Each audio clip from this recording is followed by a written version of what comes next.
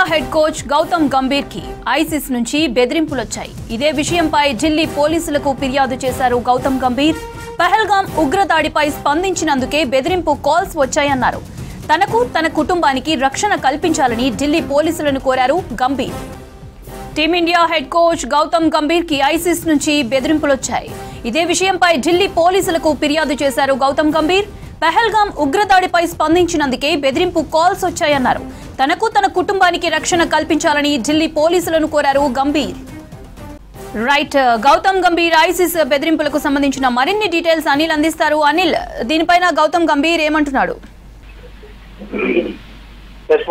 భారత క్రికెట్ ప్రధాన కోచ్ గౌతమ్ గంభీర్ కి ఐసీసీ కాశ్మీర్ నుండి రావడం కలకలం రేపిందని చెప్పొచ్చు.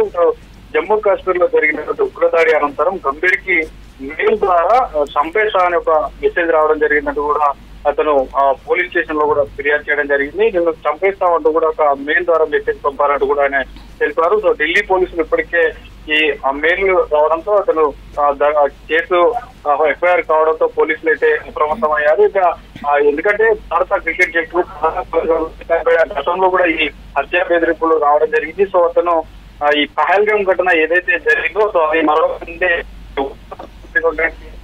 ఏదైతే 20 పౌరులు సో ఆ ఘటన నేపథ్యంలో గంభీర్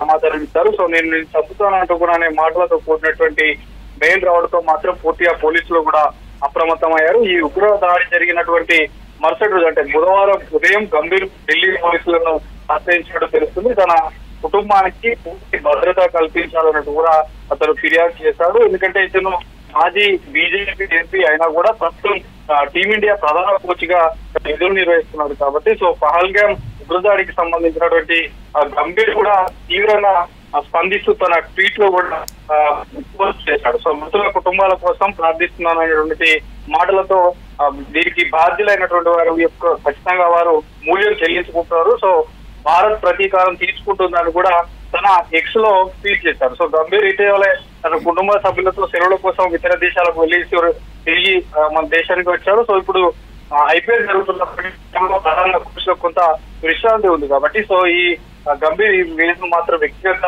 విశ్రాంతికి ఉపయోగించుకున్నట్లు ఏం తెలుసలేదు. సో మొత్తానికైతే ఏదైతే ఈ పహల్గాం ఘటన జరిగిందో ఘటన జరిగిన మరుసటి రోజే ఇలాంటి ఒక ప్రధాన కోచ్ కాబట్టి జట్టుకి ఇలాంటి మెయిల్స్ రావడం వల్ల అప్రమత్తమయ్యారు. సో పూర్తిగా తన కుటుంబానికి ఖచ్చితంగా భద్రత కల్పించాలి అంటూ కూడా చెప్పారు. సో ఐఎస్ఐఎస్ కాశ్మీర్ అనే పేరుతో ఉన్నటువంటి ఒక మెయిల్ ద్వారా వచ్చినట్టు కూడా అటు రాజీవ్దార్ నగర్ పోలీస్ స్టేషన్ లో గంభీర్ అయితే ఫిర్యాదు చేశారు. సో వెంటనే ఎఫ్ఐఆర్ కూడా పోలీసులు నమోదు చేశారు. సో తనకు తన కుటుంబానికి కూడా పూర్తిగా రక్షణ కల్పించాలంటూ కూడా ఆయన పోలీసులు వేడుకుంటున్నారు. ఎందుకంటే ఇలాంటి దాడుల ఘటనలో ఇలాంటి మెయిల్ రావడం కొంత చర్చనీయాంశం అనేది. సో గతంలో వచ్చినా కూడా ఇప్పుడు జరిగినటువంటి పహల్గాం ఘటనకు సంబంధించి సీరియస్ గా తీసుకుంటారు సెంట్రల్ గవర్నమెంట్ కాబట్టి హెడ్ కోచ్ గా ఉన్నటువంటి గంభీర్ కి మాత్రం ఖచ్చితంగా భద్రత కల్పించాలంటే అతను ఫిర్యాదు చేశారు.